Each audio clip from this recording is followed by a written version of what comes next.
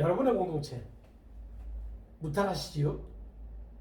오늘은 좀 색다르게 옷을 한번 입어봤습니다. 저의 애청자 몇몇 분이 너무 똑같다, 좀 바꿔봐라. 그래서 이렇게 좀 체크무늬도 한번 입어보고 새로운 모습으로 우리 시청자 여러분들을 찾아뵙도록 하겠습니다.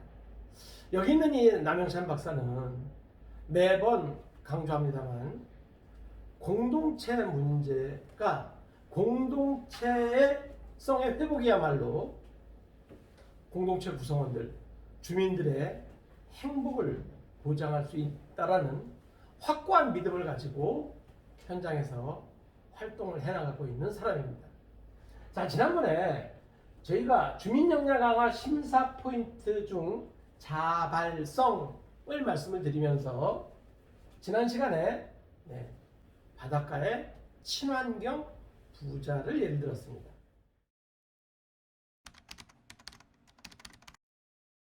자, 그러면 농촌에서는 어떤 일들이 있을 수 있을까요? 친환경. 맞습니다. 농약병, 그리고 폐비닐, 이런 것들 때문에 정말 농지가 몸살을 앓고 있습니다. 이럴 때 어느 마을에선가, 자, 우리 마을에서는 농약병을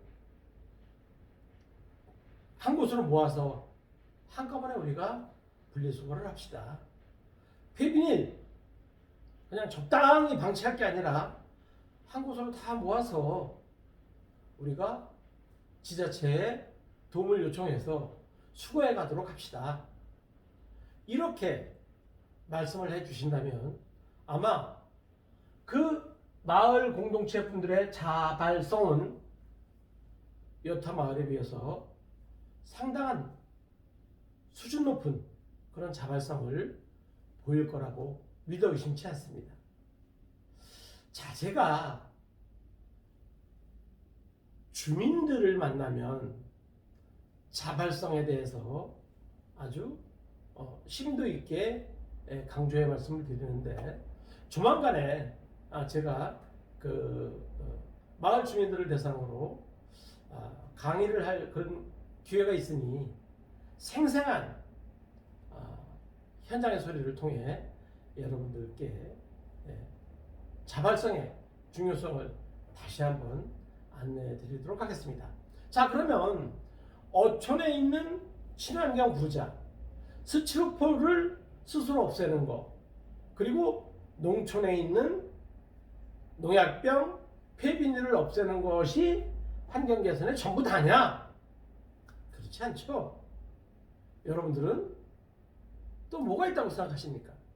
저는 마을 안길 가꾸기, 마을 꽃길 가꾸기 사업도 아주 훌륭한 자발성을 나타내는 그런 활동이라고 믿어 의심치 않습니다.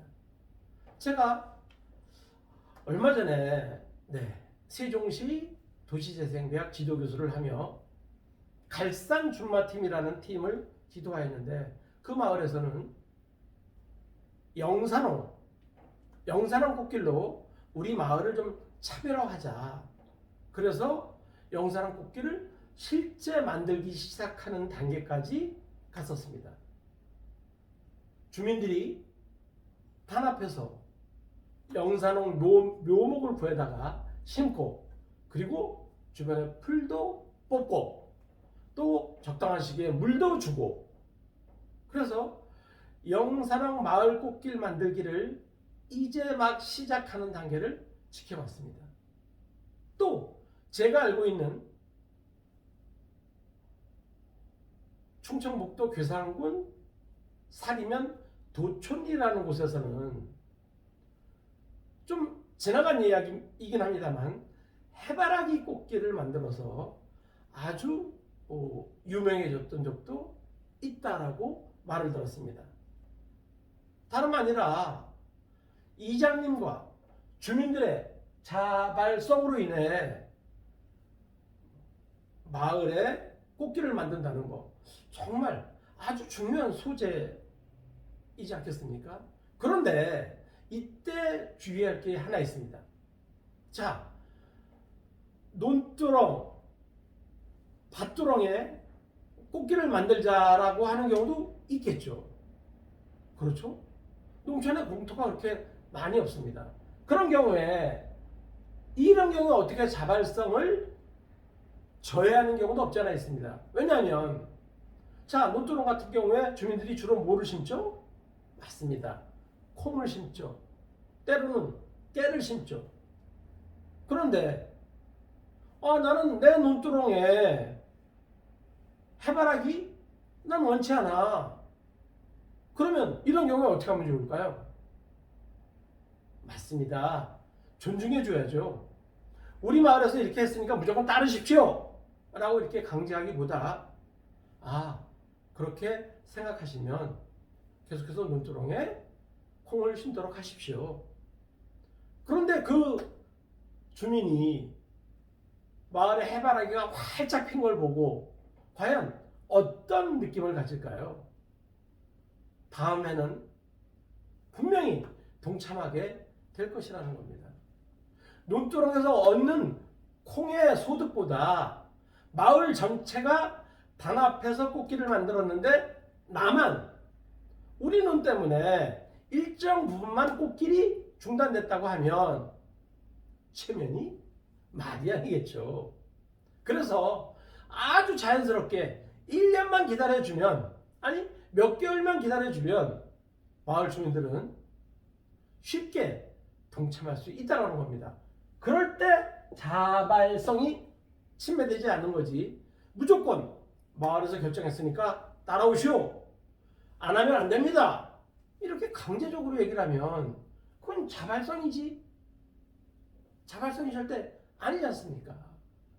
그래서 저는 요즘 마을 가꾸기, 이 사업 중에 하나인 마을 안길 가꾸기 또는 마을 꽃길 가꾸기를 할 때도 좀 더 주민들과 함께 다양하게 의견을 좀 구해서 우리 마을에 어울리는 꽃이 무언가, 우리 마을에 어울리는 꽃이 과연 어떤 스토리를 가지고 있는가, 그 스토리가 우리 마을과 맞는가, 그리고 가급적이면 그 꽃과 함께 많은 사람들이 찾을 수 있는 스토리텔링 거리가 가능한가, 이런 것들을 복합적으로 하나하나 따져본다면 마을 안길 가꿀 사업이 환경 개선에 아주 중요한 포인트가 될 수 있을 거라는 겁니다. 자, 존경하는 시청자 여러분, 저희가 주민역량 강화 심사 포인트의 자발성 관련 소프트웨어가 꼭 필요하다라고 강조의 말씀을 드렸습니다. 제가 평가하는 곳에서는 저는 반드시 자발성을 체크를 합니다. 그럴 때 놀이미 축제 좋죠. 하지만 놀이미 축제가 채 연글지 않은, 완성되지 않은 마을이 많습니다. 예전에는 많이 했죠. 마을마다 모든 행사가 있었습니다만 이제는 거의 다 소멸됐습니다. 그래서 이 어려운 놀이미 축제를 다시 발굴하고 재생시키는 게 어렵다면 환경 개선 쪽으로 우리 마을 우리가 한번 깨끗하게 해봅시다. 우리 마을 우리가 친환경 쪽으로 좀 신경 써봅시다. 이런 것들은 마을 주민들도 쉽게 공감을 할 거고, 마을 주민들의 자발적인 행동 역시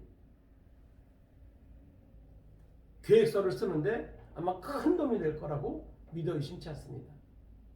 자, 오늘은 저희가 지난주 어촌에서의 친환경, 환경 개선을 들었다면 오늘은 농촌에서의 환경 개선을 예로 들면서 마을 주변을 청소를 하고 마을 앞길 가꾸고 꽃길을 만들고 이런 걸 통해서 자발성을 발현할 수 있는 그런 방법에 대해서 말씀드렸습니다. 오늘도 이렇게 끝까지 남영찬 TV를 시청하시는 귀하는 최고중의 쳐보십니다. 당신 최고, 정말 최고.